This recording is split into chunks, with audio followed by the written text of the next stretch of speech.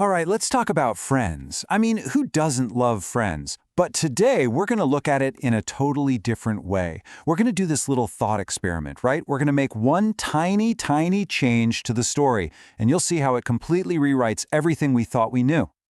So here's the big question, the one this whole thing hangs on. What if Ross Geller never got divorced? You know, the guy who's literally the king of failed marriages. At first you'd think, hey, that's great for him. His life would be way simpler, probably happier, right? But, and this is the crazy part, we're about to see how that one fix would actually erase the entire heart of the show. Okay, so let's do it.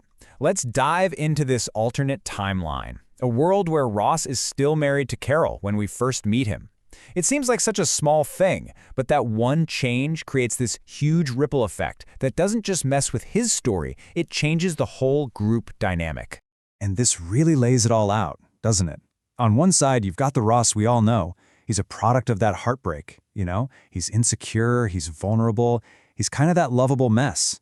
But this other Ross? Yeah, he's stable, but he's also emotionally walled off, stuck in a marriage that, let's be real, probably wasn't making him happy anyway. And you gotta understand, that first divorce wasn't just some backstory they threw in. No way. It was the event that kicked off his entire journey for all 10 seasons.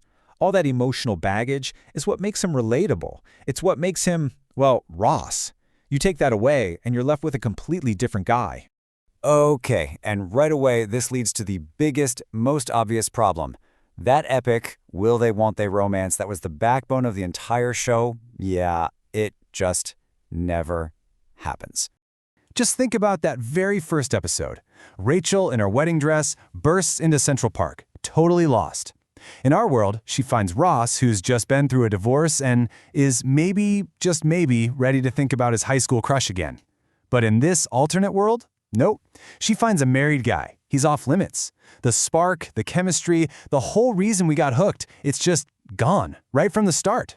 And man, the consequences just snowball from there. That legendary first kiss in the rain doesn't happen. The "we were on a break" fight that we all quote never happens. The drunk Vegas wedding, gone. The birth of Emma doesn't happen. And that perfect final moment, I got off the plane, poof, gone. The entire romantic heart of the show just evaporates. And what does this do to Rachel's story? I mean, her whole journey from being this runaway bride to a super confident woman in the fashion world, so much of that was powered by her relationship with Ross, the love, the heartbreak, all of it. Without that, the engine of her story just sputters out. She still grows, sure, but her path is completely different. And honestly, probably not nearly as interesting to watch. But here's the thing. It's not just about Ross and Rachel. This one little change sends shockwaves through the entire group. It messes with the chemistry that made us fall in love with all 6 of them. I mean, think about Ross. Without the pain from his divorce, he loses all the quirks that make him so funny and relatable. His crazy jealousy, his anxieties, his whole my sandwich meltdown, all that comes from a place of insecurity. A stable, married Ross is a less flawed Ross. And when it comes to stories, let's face it, perfect is boring. And you can see it all laid out here, just how much damage this one change does. Ross goes from being central to the drama to just some guy in the background.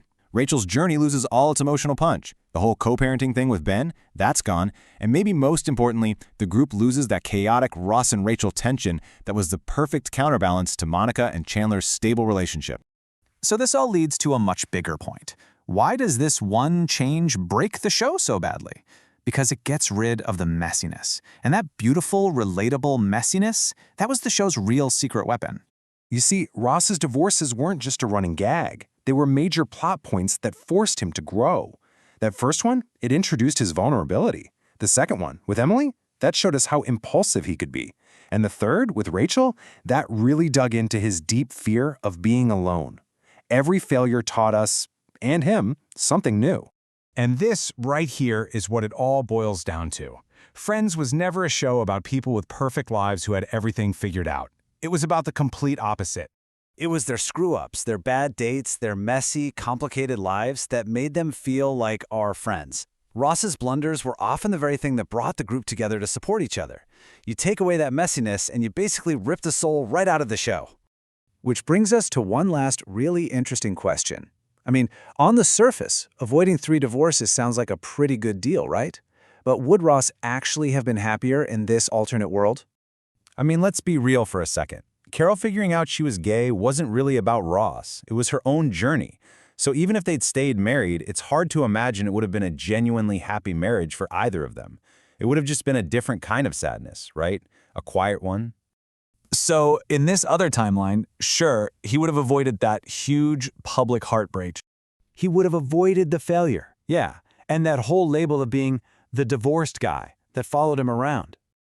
And here's the twist. In avoiding all that pain, he also would have avoided all the personal growth that came with it. And the biggest thing of all, he would have missed out on Rachel.